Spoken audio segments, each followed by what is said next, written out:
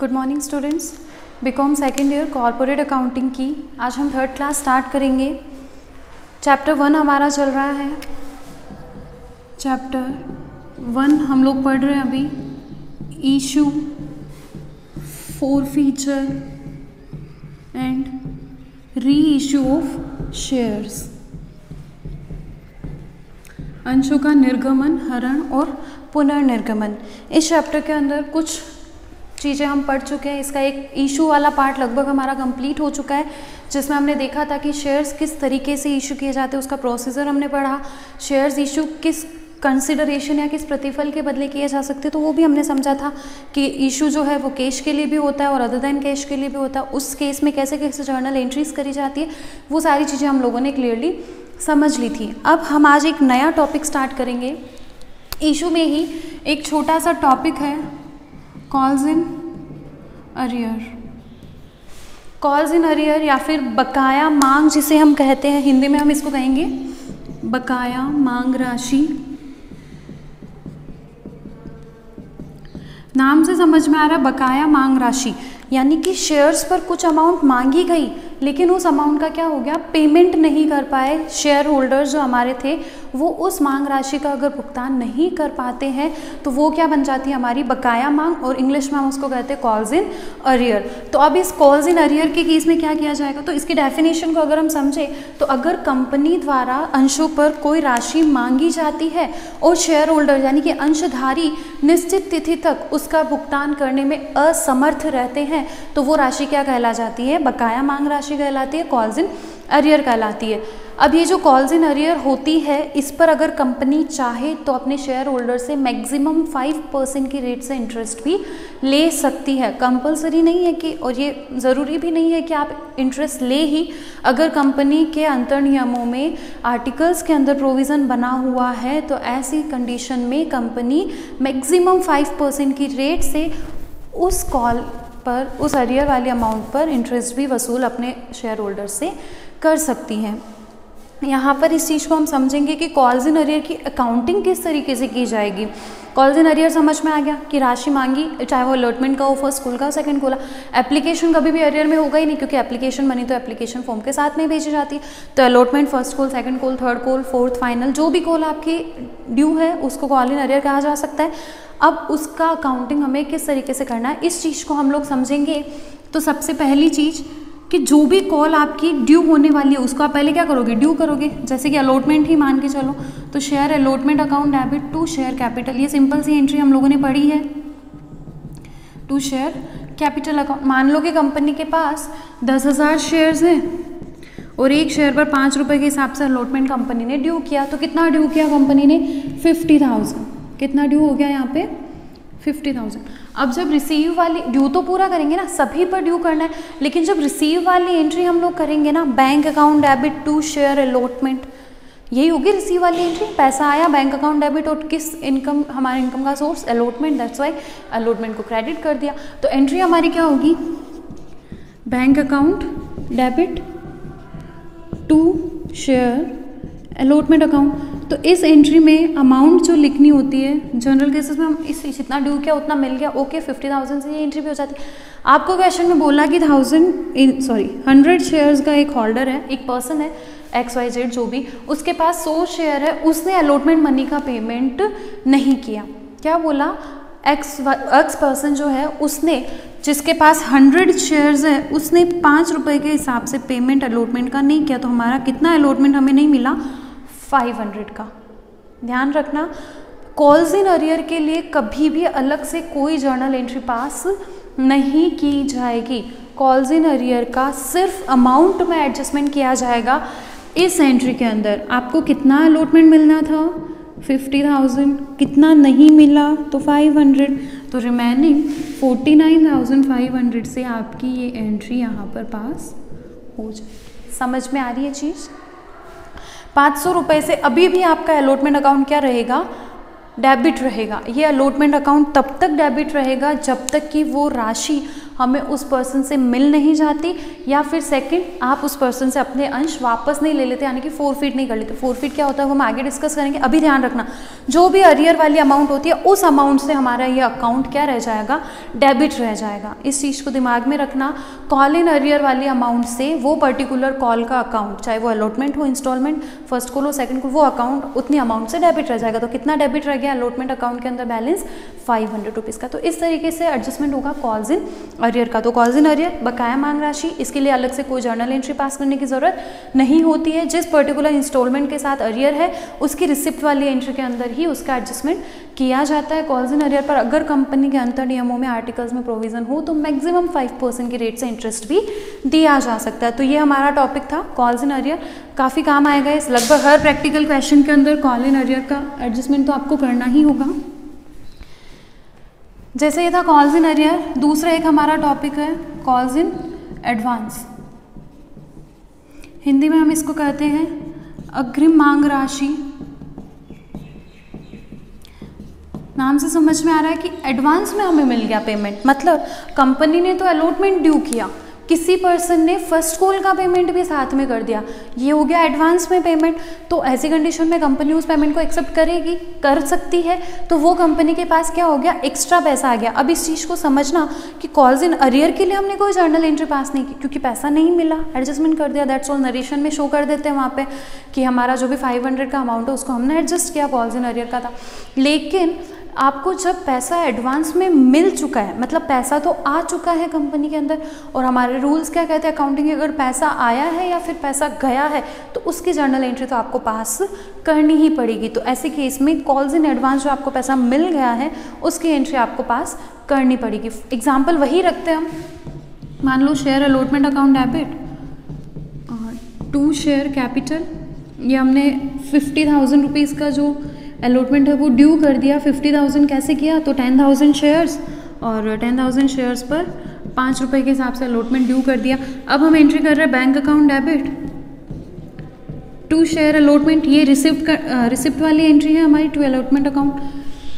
General cases में 50,000, बिल्कुल ये 50 का 50 आपको रिसीव हो जाता है, कोई अरियर नहीं, कुछ नहीं। आपको क्वेश्चन में बोला एक पर्सन है एक्स, उसके पास 200 शेयर्स है, उसने फर्स्ट कॉल के 2 रुपये ₹2 फर्स्ट कॉल का भी साथ में पेमेंट कर दिया, यानी उसने कितना रुपया एक्स्ट्रा दे दिया, 400 रुपये। उसने 5 रुपये अलॉटमेंट के तो दिए, ओके वो अलॉटमेंट में आ चुके। उसने अपने 200 शेयर्स पर ₹2 के हिसाब से फर्स्ट कॉल का भी एडवांस पेमेंट कर दिया, दैट मीन्स कंपनी के पास रुपए कितने और आ गए, 400 रुपये। तो हमारे पास 2 ऑप्शन है, या तो अलग से एक एंट्री पास कर दे bank account debit to calls in advance, calls in advance के नाम से ही यहाँ पे अकाउंट खुलेगा, कितने का, 400 रुपये का। सेकेंड ऑप्शन कि जिस इंस्टॉलमेंट के साथ आपको एडवांस में मिला है उसी में आप एडजस्टमेंट कर दो, इधर क्या कर दो 50,400 और इधर और एक लिख दो 2 कॉल्स इन एडवांस। तो दोनों ऑप्शन हमारे पास है, दोनों ही बिल्कुल करेक्ट है। या तो आप ये 2 एंट्रीज कर दो अलग अलग, या फिर एक ही कंबाइंड एंट्री भी यहाँ पर की जा सकती है। समझ में आ गई चीज़। तो कॉल्स इन एडवांस जिस इंस्टॉलमेंट के साथ मिला है उसके रिसिप्ट वाली एंट्री के साथ कंबाइंड में, या फिर उसके जस्ट बाद हमें कॉल्स इन एडवांस के रिसीव होने वाली एंट्री भी करनी पड़ती है। अभी के लिए अलॉटमेंट से रिलेटेड एंट्रीज हो जाएगी, फिर जब फ्यूचर में आपकी फर्स्ट कॉल एक्चुअली ड्यू होगी ना, तब इसका एडजस्टमेंट किया जाएगा। कैसे करते हैं इस चीज़ को भी हम समझ लेते हैं। होगा क्या, फर्स्ट कॉल ड्यू होगी, कैसे एंट्री करेंगे, share first call account debit to share capital account. 2 रुपये की फर्स्ट कॉल है, 10,000 टोटल शेयर्स है, तो 10,000 इंटू 2 यानी कि 20,000 रुपये की हमने क्या कर दी, फर्स्ट कॉल ड्यू कर दी। अब ये जो पर्सन एक्स है वो वापस से आपको ₹2 के हिसाब से पेमेंट करेगा, नो ऑब्वियसली नहीं करेगा क्योंकि वो पहले एडवांस में दे चुका है। कॉल्स इन एडवांस का क्रेडिट बैलेंस हमारे पास अवेलेबल है, इस अकाउंट को करेंगे क्लोज, या फिर कॉल्स इन एडवांस की जो अमाउंट है उसको उसके एक्चुअल अकाउंट के अंदर अब क्या किया जाएगा, ट्रांसफ़र किया जाएगा। किस वजह से ये इनकम है आपकी, शेयर फर्स्ट कॉल है, तो हमें इसको क्या करना है, शेयर फर्स्ट कॉल अकाउंट के अंदर ट्रांसफ़र कर देना। अब ऐसे में हुआ क्या, देखो हमने टोटल 20,000 ड्यू किया था, उसमें से 400 रुपये मिल गए। अब हमें पब्लिक से और कितना लेना है, सिर्फ 19,600 रुपये। तो bank account debit to share first call वाली एंट्री हमारी कितने अमाउंट से होगी, सिर्फ 19,600 600 रुपये से। आई चीज़ समझ में?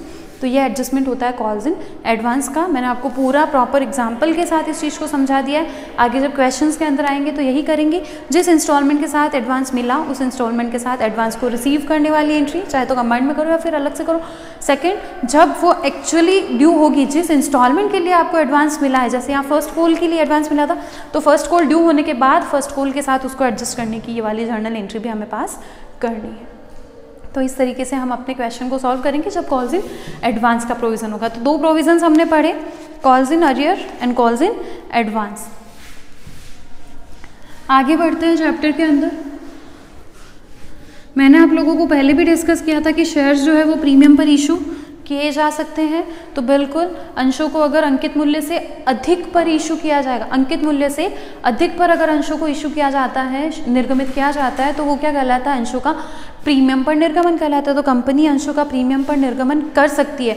और उस प्रीमियम को किस नाम से लिखा जाता है? तो सिक्योरिटीज प्रीमियम के नाम से लिखा जाता है।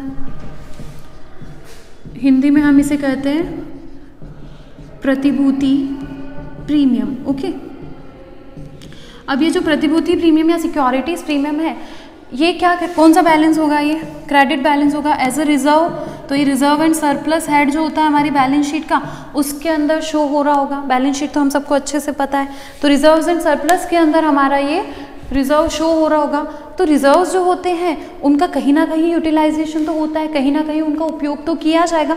तो इस सिक्योरिटीज़ प्रीमियम से रिलेटेड आपके ऊपर कुछ रेस्ट्रिक्शंस है कि इनको छोड़कर और कहीं भी आप इस सिक्योरिटीज़ प्रीमियम अकाउंट के बैलेंस का यूज़ नहीं कर सकते हो। तो ऐसे कौन कौन से यूज़ है? तो सबसे पहला है fully paid up bonus share. अगर आप इशू कर रहे हो, बोनस शेयर क्या होता है? आगे जब हमारा इशू ऑफ बोनस वाला चैप्टर आएगा उसके अंदर मैं डिटेल में आप लोगों को समझाऊंगी। अभी सिर्फ इतना समझ लो कि अगर कंपनी बोनस शेयर इशू कर रही है फुल्ली पेड अप, तो उसके लिए कंपनी क्या कर सकती है? सिक्योरिटीज़ प्रीमियम का यूज़ कर सकती है। सेकंड होता है प्रीलिमिनरी एक्सपेंसेस को राइट ऑफ करने के लिए। फर्स्ट हो गया fully paid up bonus shares issue कर रही है तो यूज़ कर सकती है। सेकंड आपका हो गया प्रीलिमिनरी एक्सपेंसेस को रिटर्न ऑफ या राइट ऑफ अगर करना है तो ऐसे केस में भी आप सिक्योरिटीज़ प्रीमियम के बैलेंस का यूज़ कर सकते हो। इसके जो 5 मैं यूज़ बताने वाली हूँ, इससे रिलेटेड छोटे क्वेश्चंस भी बनते हैं और हमें ध्यान रखना है कि सिक्योरिटीज़ प्रीमियम इन 5 के अलावा कहीं भी और दूसरी जगह पर यूज़ नहीं आएगा। Third, to write off discount on issue of shares, discount on issue of shares और डिबेंचर्स। तो कंपनी अगर शेयर्स या फिर डिबेंचर्स इशू कर रही है ना तो डिस्काउंट पर, तो उस डिस्काउंट को भी राइट ऑफ करने के लिए आप अपने सिक्योरिटीज़ प्रीमियम के बैलेंस का यूज़ कर सकते हो। फिर आता है premium on redemption, premium on redemption of preference shares और डिबेंचर्स। ऋण पत्र या फिर पूर्वाधिकार अंशों का अगर शोधन किया जाता है, वो प्रीमियम पर किया जाता है, तो उसको राइट ऑफ करने के लिए भी आप सिक्योरिटीज़ प्रीमियम का यूज़ कर सकते हो। शोधन का मतलब रीपेमेंट ऑफ प्रेफरेंस शेयर्स और मतलब repayment of preference share capital और रीपेमेंट ऑफ डिबेंचर्स। अगर ऐसा कर रहे हो और वो प्रीमियम पर रिडिम्पशन हो रहा है, प्रीमियम पर रीपेमेंट हो रहा है, तो ऐसे केस में सिक्योरिटीज़ प्रीमियम का यूज़ उस प्रीमियम का अरेंजमेंट करने के लिए किया जा सकता है। और लास्ट इसका है बाई बैक ऑफ शेयर्स। अगर आप अपनी ही कंपनी के अंशों का वापस से खरीदी करते हो, वापस से आप अपने शेयर्स को परचेज कर रहे हो, फोरफीट नहीं, हरण नहीं, आप अपने अंशों को वापस से अगर खरीद रहे हो, बाई बैक हो रहा है शेयर्स का, तो उस केस में भी आप अपने सिक्योरिटीज़ प्रीमियम के बैलेंस का यूज़ कर सकते हो। तो ये सारे 5 यूज़ हो गए। इन 5 के अलावा कहीं छठे काम में सिक्योरिटीज़ प्रीमियम के बैलेंस का प्रयोग नहीं किया जा सकता। Fully paid up bonus share issue करने के लिए, प्रीलिमिनरी एक्सपेंसेस यानी कि प्रारंभिक व्ययों को अपलिखित करने के लिए, discount on issue of shares और डिबेंचर्स को राइट ऑफ करने के लिए, premium on redemption of preference share और डिबेंचर्स का अरेंजमेंट करने के लिए, और अगर आप अपने ही अंशों की वापसी खरीद करते हो, वापस खरीदते हो, तो ऐसे केस में भी आप सिक्योरिटीज़ प्रीमियम के अकाउंट का बैलेंस का यूज़ कर सकते हो। तो ये तो हो गया issue of shares on premium. इसी तरह डिस्काउंट, तो पहले होता था डिस्काउंट के ऊपर इशू किया जा सकता था, लेकिन अब कंपनीज एक 2013 आने के बाद कोई भी कंपनी अपने शेयर्स को डिस्काउंट पर इशू नहीं कर सकती है except sweat equity share. Sweat equity share या स्वेट समतांश क्या होते हैं कि कंपनी द्वारा अपने कर्मचारियों को उनके द्वारा किए गए कार्यों के लिए बोनस के रूप में एक तरह से शेयर दिए जाएंगे। वो शेयर्स या तो कंपनी डिस्काउंट पर इशू करती है या फिर फ्री ऑफ कॉस्ट भी देती है, मतलब कि नकद के अलावा दूसरे प्रतिफल के लिए। कर्मचारियों ने आपकी कंपनी के अंदर मेहनत करी, उन्होंने परिश्रम किया, तो उनके हार्डवर्क के बदले कंपनी उनको कुछ अपने शेयर्स इशू कर देती है, तो वो स्वेट इक्विटी शेयर कहलाते हैं। कंपनी के कर्मचारियों को या फिर संचालकों को ही स्वेट इक्विटी शेयर्स इशू किए जा सकते हैं। संचालक मीन्स डायरेक्टर्स, तो कंपनी के एम्प्लॉयज़ या फिर डायरेक्टर्स को अगर नकद के अतिरिक्त अन्य प्रतिफल के लिए या फिर एक डिस्काउंट पर अगर कोई कंपनी शेयर्स इशू कर रही है तो वो स्वेट इक्विटी शेयर कहलाते हैं। उन शेयर्स को डिस्काउंट पर इशू किया जा सकता है, उनके अलावा कोई भी कंपनी अब अपने शेयर्स को डिस्काउंट पर इशू कर ही नहीं सकती है। अब आते हैं हम एक टॉपिक पर, ओवर सब्सक्रिप्शन। यह नया टॉपिक भी नहीं है, ये वर्ड मैंने पहले भी यूज़ किया है। ओवर सब्सक्रिप्शन हिंदी में हम इसको कहते हैं अभिदान। अगर कंपनी ने जनता में जितने अंश इशू करने के लिए प्रॉस्पेक्टस जारी किया, उतने अंशों से ज़्यादा अंशों के लिए कंपनी के पास अगर एप्लीकेशन आ गई तो वो केस क्या कहलाएगा? ओवर सब्सक्रिप्शन का केस। फॉर एग्जांपल, कंपनी ने इशू करना चाहा 1 लाख शेयर्स। कंपनी कितने इशू करना चाह रही है? 1 लाख शेयर्स। और अप्लाइड शेयर कितने हो गए कंपनी के पास? Applied share, issued shares, applied shares company के पास 1,50,000। कंपनी को क्या मिल गई? 1,50,000 शेयर्स के लिए एप्लीकेशन मिल गई। लेकिन हमें पता है कि इससे ज़्यादा शेयर्स तो कंपनी इस टाइम पे इस इशू में इशू कर ही नहीं सकती। ज़्यादा शेयर्स इशू करने हैं तो ऐसे केस में कंपनी को क्या करना पड़ेगा? नया प्रॉस्पेक्टस वापस से इशू करना पड़ेगा। तो इस केस में अब क्या हुआ? कंपनी को 150% का सब्सक्रिप्शन मिल गया। तो ऐसे केस में कंपनी अब इन 1,50,000 शेयर्स को अलॉट कैसे करेगी इन पर्सन्स को? और ये भी नहीं है कि ये एक पर्सन ने 1,50,000 मांगे हो, और ये भी नहीं है कि 1,50,000 पर्सन्स ने 1,50,000 शेयर्स मांगे हो। कुछ ने 100 शेयर्स के लिए अप्लाई किया, कुछ ने 500 के लिए, कुछ ने 1000 के लिए, कुछ ने 20, 10, इस तरीके से अलग अलग कैटेगरी कंपनी की होती है। तो अब ऐसे केस में कंपनी के पास ऑप्शंस क्या है? फर्स्ट, रिजेक्ट कर दो कुछ शेयर होल्डर्स को, कुछ पर्सन्स को, कुछ एप्लीकेंट्स को क्या कर दो? रिजेक्ट कर दो, उनकी एप्लीकेशन को रिजेक्ट कर दो, उन्हें बिल्कुल मना कर दो कि हम आपको एक भी शेयर देने वाले नहीं हैं। सेकंड आता है प्रो राटा बेसिस, आनुपातिक रूप से। इसको हिंदी में हम कहते हैं यथानुपात बंटन। एक पर्टिकुलर कैटेगरी के शेयर होल्डर्स एप्लीकेंट्स को एक साथ रखो, जिन्होंने हज़ार शेयर्स के लिए एप्लीकेशन दी, उस सबका एक ग्रुप बना लो। मान लो ऐसे बना के 90,000 शेयर्स के लिए एप्लीकेशन हो गई कि 90 लोग ऐसे हैं जिन्होंने 1,000 शेयर्स के लिए एप्लीकेशन दी, उनका एक अलग ग्रुप बना लो और उनको एक बेसिस पे दे दो कि जिसने 1000 मांगा है उसको 800 शेयर हम इशू करेंगे या 500 शेयर हम इशू करेंगे। तो ये एक अनुपात आप बना के उसमें कर लो। और थर्ड, 100% अलॉटमेंट। आप क्या कर दो? कुछ को 100% अलॉटमेंट। तो इन तीनों में से कोई भी एक कंपनी उठा सकती है या फिर इन तीनों का कोई एक मिक्सचर बना सकती है। मतलब कुछ को रिजेक्ट कर दिया, कुछ को प्रो राटा बेसिस कर दिया, कुछ को 100% अलॉटमेंट कर दिया। तो अब हम कैसे पता करेंगे? तो हमें इसकी टेंशन लेने की ज़रूरत बिल्कुल नहीं है। क्वेश्चन में क्लियरली लिखा हुआ होगा कि कंपनी ने 1,50,000 शेयर की एप्लीकेशन रिसीव की। उसके लिए कंपनी ने क्या किया? 20,000 शेयर होल्डर्स को, 20,000 एप्लीकेंट्स को रिजेक्ट कर दिया। कंपनी ने 20,000 को रिजेक्ट कर दिया। कंपनी ने 30,000 को 100% अलॉटमेंट दे दिया। क्या किया? 20,000 को तो रिजेक्ट कर दिया, 30,000 को 100% अलॉटमेंट दे दिया। बचे कितने? 1 लाख। तो इनको कंपनी ने बचे हुए शेयर 70,000 अलॉट कर दिए। तो आपको क्वेश्चन में क्लियरली लिखा हुआ रहेगा, इन्होंने इनको मिला 0, इन्होंने 30 मांगे, पूरे के पूरे 30 मिले, इन्होंने 1 लाख शेयर्स मांगे, रिमेनिंग 70,000 इनको कंपनी ने अलॉट कर दिया। तो इस तरीके से क्वेश्चन आपको सॉल्व करना है। इस तरीके से एक हम टेबल आगे पढ़ेंगे पूरी प्रॉपर, उस टेबल को बना के उसके अंदर हम देखेंगे कि कितने शेयर्स के लिए एप्लीकेशन मिले, कितने शेयर अलॉट हुए, इस तरीके से सारी चीज़ें देखी जाएगी। लेकिन टेबल बनाने से पहले इसका कंसेप्ट हमें समझना चाहिए कि टेबल बनेगी कैसे। तो आपको ध्यान रखना है कि कितने शेयर्स के लिए एप्लीकेशन आई है, कितने शेयर्स आपने अलॉट किए, इनको 0, इनको 70,000, इनको 30,000। तो डिटेल आपको क्वेश्चन में दे रखी होगी, बस उस डिटेल को हमें एक टेबल के फॉर्मेट में जमाना आना चाहिए। तो ये होता है केस हमारे ओवर सब्सक्रिप्शन का, जब आपके शेयर्स टू बी इशूड से ज़्यादा आपके पास एप्लीकेशन मिल जाती है, तो ऐसे केस में आप किस तरीके से उन शेयर्स का अलॉटमेंट कर सकते हैं। अब ये जो ओवर सब्सक्रिप्शन का केस आता है ना, इसके अंदर अगर कॉल्स इन अरियर रहती है तो उसका एडजस्टमेंट एक बहुत अलग तरीके से किया जाता है। तो वो हम किसी एक क्वेश्चन के अंदर जब हम उस चीज़ को करेंगे ना, तभी मैं आपको वो कंसेप्ट क्लियर कर दूंगी कि अगर ओवर सब्सक्रिप्शन है ना, तो आपको कॉल्स इन अरियर का एडजस्टमेंट कैसे करना है। क्योंकि अभी मैंने आपको एक चीज़ बताई थी कि 1 लाख शेयर्स मांगने वाले पर्सन ने कितने मिले हैं, उनको 70,000 शेयर्स मिले हैं। तो ऐसे केस में 30,000 शेयर्स पर आपके पास मान लो 2 रुपये भी था, तो 60,000 का एक्सेस एप्लीकेशन मनी होगा। और मैंने कहा था कि अगर शेयर्स नहीं दे रहे हो तो आप उनको एप्लीकेशन मनी को क्या करोगे, रिफंड करोगे। लेकिन इनको बिल्कुल मना तो नहीं किया ना, 1,000 मांगने वाले थे तो 1,000 को 700 शेयर तो मिले हैं, तभी 1 लाख वालों को 70,000 शेयर मिले। तो ऐसे केस में ये 60,000 के अमाउंट को कंपनी क्या करेगी, अपने पास रोक के रख लेगी, उसको अलॉटमेंट पर एडजस्ट करेगी।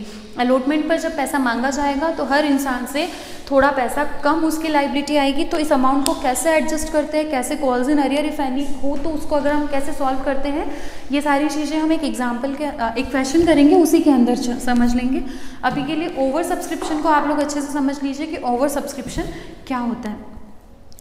इशू वाला पोर्शन हमारा खत्म होता है इस चैप्टर में। 3 पोर्शन में हम पढ़ेंगे, issue, forfeiture and re issue. तो इशू निर्गमन हमारा पूरी तरह से खत्म, हमने पढ़ लिया शेयर्स कैसे इशू होते हैं, डिस्काउंट, प्रीमियम, उनकी जर्नल एंट्रीज कैसे होती है, calls in arrear, calls in advance, ये सारे के सारे प्रोविजंस हम लोग पढ़ चुके हैं। अब हम आते हैं हमारे इस चैप्टर के सेकेंड टॉपिक पर, और वो टॉपिक हमारा है फोरफीचर ऑफ शेयर्स। हिंदी में हम इसको कहेंगे अंशों का हरण। सबसे पहले हरण होता क्या है, तो अगर कोई पर्सन, कोई भी कंपनी का शेयर होल्डर कंपनी द्वारा मांगी गई राशि को, यानी कि कॉल्स की अमाउंट को कंपनी द्वारा दिए गए निश्चित समय में पूरा नहीं भुगतान नहीं कर पाता है, अगर वो पेमेंट नहीं कर पाता है, नोटिस देने के बाद भी अगर वो पेमेंट नहीं कर पाता है, तो ऐसी कंडीशन में कंपनी उससे अपने शेयर्स क्या कर लेगी, वापस ले लेगी। क्या हुआ, कंपनी ने पैसा मांगा कि आप हमें फर्स्ट कॉल के लिए इतने रुपए जमा करवाइए, आपको जो टाइम पीरियड दिया गया था उसमें आपने जमा नहीं करवाई, फिर आपको कंपनी एक वापस 14 दिन का नोटिस देती है। उस नोटिस पीरियड में भी अगर आप कॉल का पेमेंट नहीं करते हो तो फिर कंपनी क्या कर लेगी, आपके अंशों का हरण कर लेगी, आपके शेयर्स को फोरफीट कर लेगी, और इसके साथ ही जितना पैसा अभी तक आप कंपनी को शेयर्स पर दे चुके हैं वो पैसा भी आपका जब्त कर लिया जाएगा। समझना इस चीज़ को, मैंने फर्स्ट कॉल नहीं दी ना, एप्लीकेशन तो दिया था, अलॉटमेंट तो दिया था, मतलब पैसा तो दिया था, तो जब कंपनी शेयर्स को फोरफीट करती है ना, वो फोरफीट उस अमाउंट को भी कर लिया जाता है, उस अमाउंट को भी कंपनी क्या कर लेगी, जब्त कर लेगी, वो पैसा आपको वापस नहीं मिलेगा। तो वो जो पैसा कंपनी के पास रह जाएगा उस पैसे को भी कंपनी शेयर फोरफीचर अकाउंट के अंदर क्रेडिट कर देगी, क्योंकि कंपनी के लिए तो प्रॉफिट ही है ना। 10 वाला शेयर था, 10 के 10 शेयर वापस अपने पास आ गया, और पहले अलॉटमेंट एप्लीकेशन मिला के मान लो उसने 6 रुपये का पेमेंट कर रखा था, तो वो 6 रुपये भी तो अपने पास ही है, तो वो 6 रुपये क्या हो गए, कंपनी के लिए प्रॉफिट हो गए। तो वो 6 रुपये का जो प्रॉफिट है वो इस अकाउंट के अंदर क्या कर दिया जाएगा, क्रेडिट कर दिया जाएगा। समझ में आ रही है चीज़। हरण क्या होता है, जब कंपनी का कोई अंशधारक कंपनी द्वारा मांगी गई राशि को निश्चित समय अवधि के अंदर भुगतान नहीं करता है, तो कंपनी उसे 14 दिन का नोटिस देकर फिर उसके बाद नोटिस पीरियड में भी अगर वो पेमेंट ना करे तो उस अंशों का हरण कंपनी द्वारा किया जा सकता है। अंश के साथ साथ उस अंश पर अभी तक जो राशि चुकाई जा चुकी है उस अमाउंट को भी कंपनी क्या कर लेगी, जब्त कर लेगी। वो सारी की सारी अमाउंट भी कंपनी के पास ही रहेगी, उसको वापस से दिया नहीं जाएगा, और वो जो प्रॉफिट वाली अमाउंट है, वो जो अमाउंट जब्त की जा रही है, उसको शेयर फोरफीचर अकाउंट के अंदर क्या कर दिया जाएगा, क्रेडिट कर दिया जाएगा। अब इसकी जर्नल एंट्रीज को हम समझने की कोशिश करते हैं कि अगर शेयर्स फॉरफिट हो रहे हैं तो जर्नल एंट्रीज कैसे की जाएगी। सबसे पहले अगर आपके अंश सम मूल्य पर निर्गमित हो, issued at par, issued at par, 10 वाला शेयर 10 की रेट पर आपने इशू कर रखा था, शेयर फॉरफिट कर रहे हो, तो अब ऐसे केस में क्या होगा, तो कैपिटल हमारे पास वापस आ रही है, शेयर्स वापस आ रहे हैं, कैपिटल आ रही है, तो कैपिटल को क्या कर दिया, डेबिट। और अब ये इशूड कैपिटल भी नहीं रही क्योंकि ये तो कंपनी के पास वापस आ चुके हैं, तो हमने क्या कर दिया, कैपिटल अकाउंट को कर दिया डेबिट टू क्रेडिट किस चीज़ को किया जाएगा। तो अब याद करो, जब कॉल्स इन अरियर वाली बात हम लोग कर रहे थे तब मैंने आप लोगों को बताया था कि अगर किसी पर कोई अरियर रह जाता है तो अरियर वाले अमाउंट से वो पर्टिकुलर इंस्टॉलमेंट का अकाउंट डेबिट रह जाता है। जैसे अलॉटमेंट वाला जो हमने पढ़ा था ना, अलॉटमेंट अकाउंट हमारा क्या रह गया था, 500 से डेबिट रह गया था, तो वो अरियर वाली राशियों को यहाँ पर क्रेडिट किया जाएगा। उन अकाउंट्स को भी बंद करना तो ज़रूरी ही है ना, allotment, first call, second call, third call, जिस कॉल पर अरियर रहा है वो कॉल्स इन अरियर की राशियों को यहाँ पर क्या किया जाएगा, इस एंट्री के अंदर क्रेडिट किया जाएगा। समझ में आ रही है चीज़, क्योंकि अलॉटमेंट, फर्स्ट कॉल, ये अकाउंट्स क्या होते हैं, नॉमिनल, इनको बंद तो करना ही होता है, लेकिन क्योंकि हमें पूरा पैसा मिला नहीं था इसलिए bank account debit to allotment के टाइम पे हमने सिर्फ 49,500 से उसको क्रेडिट किया अकाउंट को, और डेबिट हमने पहले ड्यू के टाइम पे 50,000 किया, दैट मीन्स 500 का अभी तक भी डेबिट बैलेंस, उस 500 को यहाँ कर दो क्रेडिट, वो अकाउंट भी क्लोज हो गया और ये हमारी एंट्री हो जाती है फॉरफिट करने की। अब यहाँ पर एक चीज़ और आती है, मान लो कि आपका 10 रुपये वाला शेयर था, कितने रुपए वाला शेयर है हमारा, 10 रुपये वाला, तो ये हम एंट्री तो 10 रुपये से हो गई, डेबिट तो कितने से हो गया, 10 रुपये से। अलॉटमेंट आपका 5 रुपये का था, ये लो 5 रुपये, फर्स्ट कॉल आपकी 2 रुपये की थी, ये लो 2 रुपये, फर्स्ट एंड फाइनली मान लो, फिर भी तो एंट्री में डिफरेंस आ रहा है। ये डिफरेंस किस वजह से आ रहा है, तो ये डिफरेंस आपका जाएगा शेयर फॉरफीचर अकाउंट के अंदर। मान लो ये फर्स्ट एंड फाइनल थी, तो क्या हुआ, कंपनी ने 5 रुपये अलॉटमेंट पे मांगे, 2 रुपये फाइनल कॉल पे मांगे, 5 और 2 7, मतलब 3 रुपये किसके रहे होंगे, एप्लीकेशन के रहे होंगे, और वो पैसे आपको पहले ही मिल चुके हैं, वो पैसे आपका प्रॉफिट है क्योंकि उस अमाउंट को आप जब्त कर रहे हो। तो मैंने पहले ही कहा था कि जो भी प्रॉफिट होगा उसको फॉरफीचर अकाउंट के अंदर क्रेडिट किया जाएगा। तो समझना, फॉरफीचर अकाउंट के अमाउंट को हमें निकालने की इतनी नीड नहीं पड़ेगी, वो इस एंट्री का जो भी बैलेंस होगा वो कहाँ चला जाएगा, फॉरफीचर अकाउंट के अंदर, वो कंपनी के लिए प्रॉफिट रहेगा। यहाँ पर एक चीज़ और ध्यान में रखने की है, ध्यान से सुनना इस बात को, शेयर कैपिटल अकाउंट को जब फॉरफीचर की एंट्री में हम डेबिट कर रहे हैं ना, तो ये डेबिट कितनी अमाउंट से किया जाएगा, ये भी एक बहुत इंपॉर्टेंट बात है।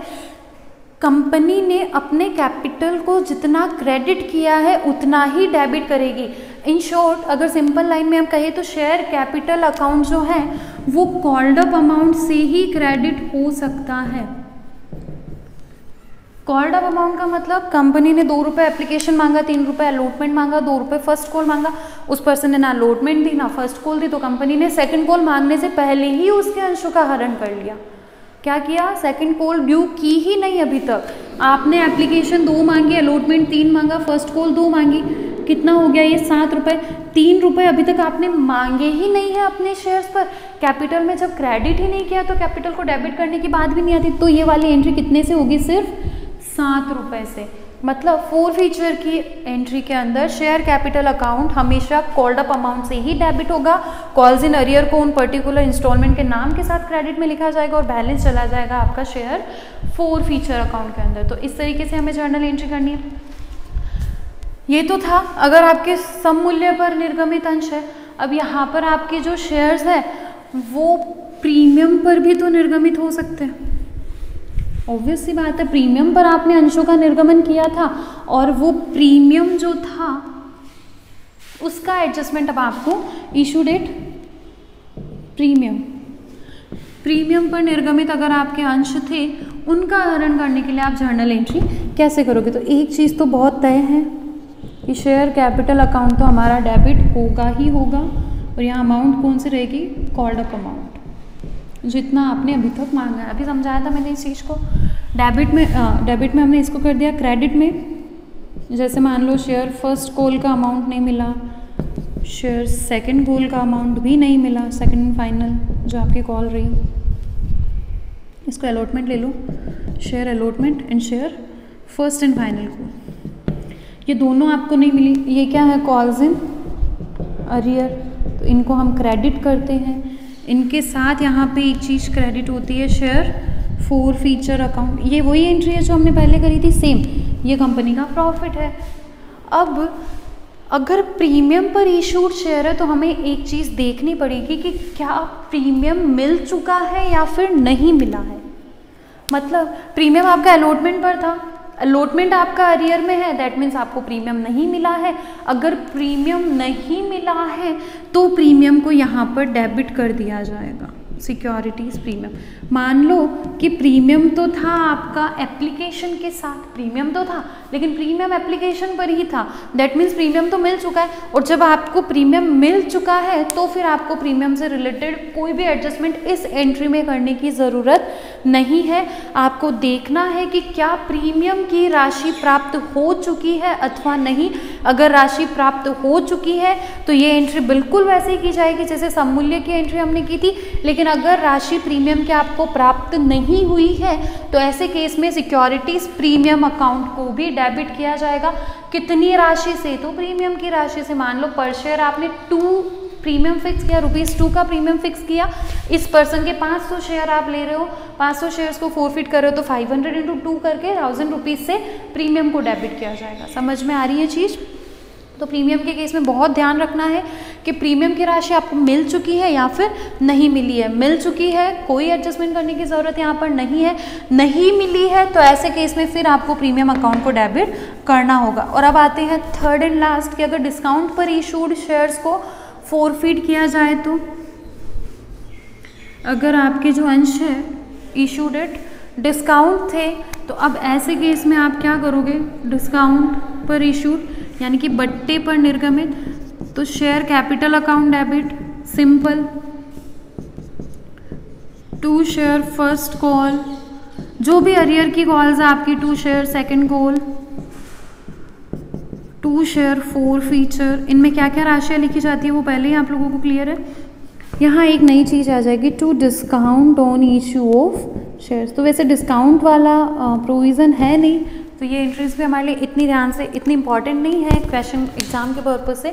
क्या करना है, जब आपने पहले डिस्काउंट दिया होगा किसी कॉल पर तो डिस्काउंट को डेबिट किया होगा, उस डिस्काउंट को यहाँ क्रेडिट कर दो। अब यहाँ पे वो प्रीमियम वाली बात नहीं है कि डिस्काउंट दिया है कि नहीं दिया है, क्योंकि वो तो आपने दे ही दिया, उतनी राशि तो आप लेने वाले थे ही नहीं और आपने उसको डेबिट कर रखा है। तो अब उस अकाउंट को यहाँ पे आप करके क्रेडिट कर दो। सिर्फ इन पर्टिकुलर शेयर से रिलेटेड डिस्काउंट के अमाउंट को क्या कर दिया जाएगा, क्रेडिट कर दिया जाएगा। फिर जो एक और चीज़ कि प्रीमियम अगर लिख रहे हो आप एंट्री के अंदर तो पहले प्रीमियम को लिखो, फिर जो बैलेंस बचता है वो हमेशा शेयर फोर फीचर अकाउंट के अंदर, तो शेयर फोर फीचर जो है हमेशा बैलेंसिंग फिगर लिखा जाएगा। जो आपका बैलेंस बच रहा है जर्नल एंट्री के अंदर डेबिट क्रेडिट साइड का, वो balance share forfeiture account के अंदर क्रेडिट किया जाएगा। चाहे तो शेयर्स इशू किए गए हो सम मूल्य पर यानी एट पार इशूड हो, डिस्काउंट पर या प्रीमियम पर इशूड हो, उससे कोई अंतर नहीं है। आपको शेयर फोर फीचर में बैलेंसिंग फिगर वाला बैलेंसिंग फिगर ही लिखना है, वो ही अमाउंट लिखी जाएगी जो बैलेंस में रहती है। तो इस तरीके से हम जर्नल एंट्रीज करेंगे फोर फीचर ऑफ शेयर्स के लिए। आई थिंक क्लियर हो गई आप लोगों को फोर फीचर की एंट्रीज। 3 तरीके की यहाँ पर डिफरेंट एंट्रीज कर सकते हैं, सममूल्य पर निर्गमित अंश हो, प्रीमियम पर हो, डिस्काउंट पर हो। प्रीमियम पर बहुत ध्यान रखना है कि प्रीमियम मिला है या नहीं मिला है, ये चेक करना है आप लोगों को। प्रीमियम मिल चुका है तो प्रीमियम की कोई एडजस्टमेंट नहीं करना है, लेकिन अगर प्रीमियम आपको रिसीव नहीं हुआ है तो प्रीमियम से रिलेटेड एडजस्टमेंट भी आपको करने पड़ेंगे। तो ये तो हो गया forfeiture of shares. Then last topic हमारे इस चैप्टर का छोटा सा है, री इशू ऑफ शेयर्स, पुनर्निर्गमन। अंशों का क्या कर रहे हो आप लोग, पुनर्निर्गमन कर रहे हो। पुनर्निर्गमन मतलब पहले एक बार निर्गमन हो चुका है, दोबारा से आप उनको इशू कर रहे हो। तो ऐसा कब हो सकता है कि आपने शेयर्स को क्या कर लिया हो, फोरफीट कर लिया हो, अंशों का क्या कर लिया हो, हरण कर लिया हो, और उन अंशों का वापस से आप क्या कर रहे हो, पुनर्निर्गमन कर रहे हो, उनको पुनर्निर्गमित कर रहे हो। तो ऐसे केस में आप क्या जर्नल एंट्रीज करेंगे। तो पुनर्निर्गमन के टाइम पे आपके पास 3 ऑप्शन, यहाँ पुनर्निर्गमन पर डिस्काउंट दिया जा सकता है, ध्यान रखना इस चीज़ को, बट्टा दिया जा सकता है। डिस्काउंट पर शेयर्स को इशू करने से आपको रोका गया है कंपनी से 2013 पर 13 के अंतर्गत, लेकिन री इशू अगर आप कर रहे हो तो आप डिस्काउंट दे सकते हो, वहाँ एक लिमिट है, वो क्या लिमिट है वो अभी हम डिस्कस कर लेंगे। तो 3 तरीके से हो सकता है। री इशू कर रहे हो एट पार, सम मूल्य पर अगर आप री इशू कर रहे हो, शेयर्स री इशू हो रहे हैं, सिंपल एंट्री, पैसा आएगा बैंक अकाउंट डेबिट और हमारी गई कैपिटल। री इशू पर कोई इंस्टॉलमेंट सिस्टम नहीं चलता है कि फिर वापस एप्लीकेशन आएगी, फिर वापस अलॉटमेंट, फिर वापस सेकंड फर्स्ट कॉल, ऐसा कुछ नहीं। री इशू डायरेक्ट 100% पेमेंट के साथ होगा। तो एंट्री क्या हो गई, bank account debit to share capital, पैसा आया, कैपिटल इशू हुई, दैट्स ऑल, सिंपल सी एंट्री। ये तो था एट पार। एट प्रीमियम कोई दिक्कत नहीं, 100 वाला शेयर था, आपने 110 पर री इशू किया तो बैंक में 110 डाल दो, जैसे यहाँ पे 100 बैंक में 110 लिख दो। To share capital to securities premium, बिल्कुल यही प्रीमियम भी सिक्योरिटीज प्रीमियम नाम से लिखा जाएगा, कैपिटल 100 प्रीमियम 10, एंट्री खत्म। तो सिंपल सी एंट्रीज है, क्योंकि यहाँ पे कोई एप्लीकेशन मतलब इंस्टॉलमेंट सिस्टम नहीं है, सारा का सारा अमाउंट एक साथ एडअप होता है। फिर एट डिस्काउंट, जो कि मैक्सिमम केसेस में रहेगा, री इशू ज़्यादातर डिस्काउंट पर ही किया जाता है। बैंक अकाउंट डेबिट, मान लो 100 का शेयर आपने 80 रुपये पर ही किया है इशू, तो 80 रुपये डेबिट होंगे। टू शेयर कैपिटल तो हमें करना ही है, क्योंकि कैपिटल हमारी पूरी 100 रुपये की जा रही है, ₹20 जो है वो डिस्काउंट है, इसको लिखा जाएगा शेयर फोर फीचर के नाम से। अभी शेयर फोर फीचर का बैलेंस कहाँ से आया, तो जब फोरफिट किए होंगे तो आपने शेयर फोर फीचर अकाउंट को क्रेडिट भी तो किया ही होगा ना बैलेंसिंग फिगर से। तो बिल्कुल वो लिमिट होती है डिस्काउंट की, कि किसी पर्टिकुलर शेयर्स को जब आप फोरफिट कर रहे हो तो उन पर जितनी राशि को जब्त किया गया है, जितना बैलेंस शेयर फोर फीचर के अंदर ट्रांसफ़र किया गया, उससे ज़्यादा का डिस्काउंट आप कभी भी री इशू पर नहीं दे पाएंगे। ये लिमिट होती है डिस्काउंट की यहाँ पर। शेयर फोर फीचर, मान लो हमने ₹40 पर शेयर के हिसाब से अगर डेबिट किया था तो ₹20, 30, 40 तक का डिस्काउंट आप दे सकते हो, उससे ज़्यादा डिस्काउंट आप नहीं दे सकते हो। मान लो कि फोर फीचर वाली एंट्री के अंदर ये फोर फीचर अकाउंट क्रेडिट हुआ था 40 से, अभी डेबिट हो गया 20 से, तो अभी भी इसके अंदर 20 का क्रेडिट बैलेंस बचा हुआ रहेगा। इस बैलेंस को ट्रांसफ़र किया जाएगा share forfeiture account debit to capital reserve. ये ₹20 का रिमेनिंग, मैं पर शेयर के हिसाब से ले रही हूँ, जितने शेयर होंगे उससे मल्टीप्लाई करके हम अमाउंट लिखते रहेंगे। 100 शेयर है तो सबको 100 से, 10 शेयर है तो 10 से, इस तरीके से मल्टीप्लाई करके हम अमाउंट्स को लिखेंगे। तो समझना है हमें इस चीज़ को। फोरफिट हो गए शेयर्स, तो फोर फीचर के अंदर बैलेंस भी आया ही होगा, वो बैलेंस पड़ा है। जब तक आप उन शेयर्स को वापस से री इशू नहीं कर सकते हो, शेयर फोर फीचर अकाउंट का जो बैलेंस है वो उसी अकाउंट के अंदर रहेगा और वो आपकी इशूड कैपिटल में ऐड होके बैलेंस शीट के अंदर शो होगा। तो क्वेश्चन बन सकता है कि अंशों के पुनर्निर्गमन करने से पहले अंशहरण खाता यानी कि शेयर फोर फीचर अकाउंट का बैलेंस कहाँ शो किया जाएगा, तो वो बैलेंस शीट में इशूड एंड सब्सक्राइब कैपिटल में ऐड करके शो किया जाएगा। और जैसे ही शेयर्स री इशू होते हैं, री इशू होने के बाद जो बैलेंस बचेगा वो आपका कैपिटल रिजर्व में ट्रांसफर हो जाएगा। री इशू 3 तरीके से, at par, bank to share capital 100% amount से normal entry, at premium, bank to share capital, to securities premium, तो कैपिटल में आपका 100, प्रीमियम में 10, डिस्काउंट पर है तो आपके डिस्काउंट जितना पैसा मिला, क्योंकि 20 रुपये कम मिले तो मिला तो सिर्फ 80 है ना, तो बैंक में सिर्फ 80 रुपये को डेबिट करेंगे।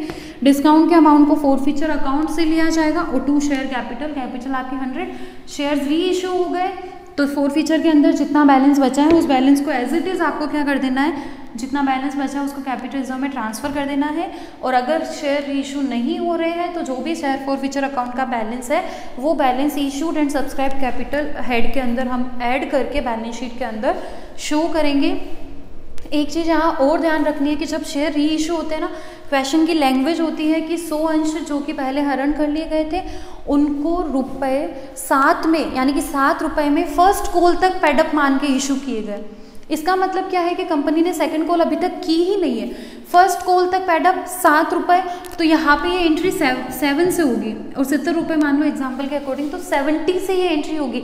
रिमेनिंग 30 इन शेयर होल्डर से भी बिल्कुल सेकंड कॉल जब कंपनी अपने बाकी शेयर होल्डर्स से मंगवाएगी तब इनसे भी मंगवाया जाएगा। मतलब क्या हुआ कि जिस पहले पर्सन के पास शेयर्स थे ना उससे फर्स्ट कॉल तक मांगा, उसने पेमेंट नहीं किया, उसके फॉरफिट कर लिए और हैंड टू हैंड वो शेयर्स कंपनी ने किसी और पर्सन को दे दिए, तो उस पर्सन को भी फर्स्ट कॉल तक पेडअप मान कर दिया है। तो ऐसे केस में जब सेकंड कॉल कंपनी मंगवाएगी तो उस पर्सन पर भी सेकंड कॉल ड्यू होगी, तो यहाँ पर जो कैपिटल है ना हमारी फर्स्ट कॉल तक के अमाउंट से ही क्रेडिट की जाएगी। अदरवाइज सिंपल हमारी ये जर्नल एंट्रीज रहेगी।